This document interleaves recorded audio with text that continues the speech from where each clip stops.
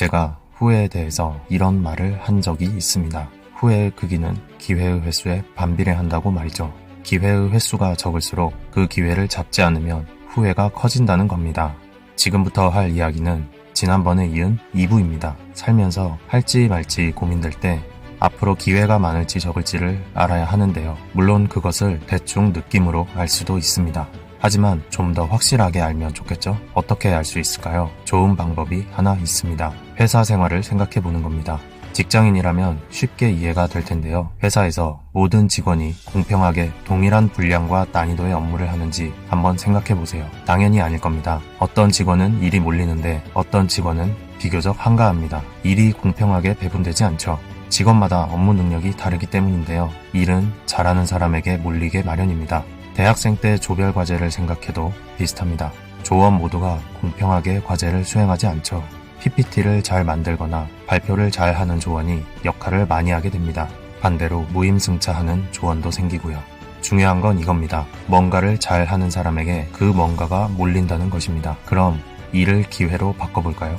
어떤 사람에게 기회가 몰릴까요? 만일 돈이 되는 기회라면 이미 돈이 많거나 잘 버는 사람에게 더 많은 기회가 생깁니다. 예쁜 여자, 잘생긴 남자를 만날 기회라면 어떨까요?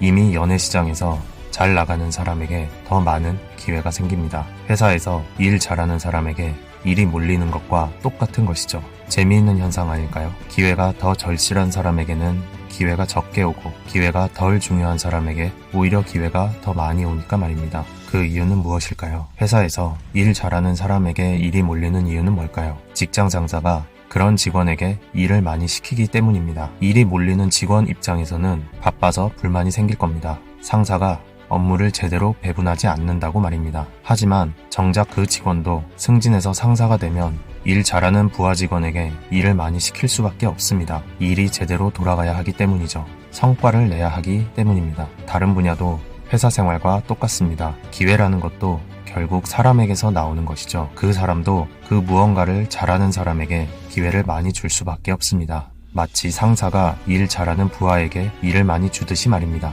이 사실을 기반으로 자신의 상태를 냉정히 판단해보는 겁니다. 예를 들어 돈의 영역이라면 내가 부자인지 아닌지, 지금 부자는 아니라도 돈을 잘 벌고 있는지를 생각해보는 거예요. 만일 그게 아니라면 돈이 되는 기회는 잘 오지 않을 겁니다. 그런데 우연히 돈이 되는 기회가 찾아왔다면 어떨까요? 그런 기회의 획수는 적을 수밖에 없겠죠. 그래서 하지 않았을 때 후회가 클 겁니다. 그때는 할지 말지 고민이 된다면 하는 것이 후회를 줄이는 방법인 것이죠. 그러니 어떤 분야에서든 할지 말지 고민이 된다면 자신이 그 분야에서 어느 수준에 있는지 생각해보세요. 그렇다면 그 기회가 많을지 적을지 알 수 있습니다. 또한 안 했을 때 후회가 클지 적을지도 자연스럽게 알게 되겠죠. 예외적으로 자신이 일정한 수준에 오르지 못했는데도 기회가 자주 찾아올 때도 있는데요. 이런 경우는 어떤 것인지 다음 영상에서 이야기하겠습니다.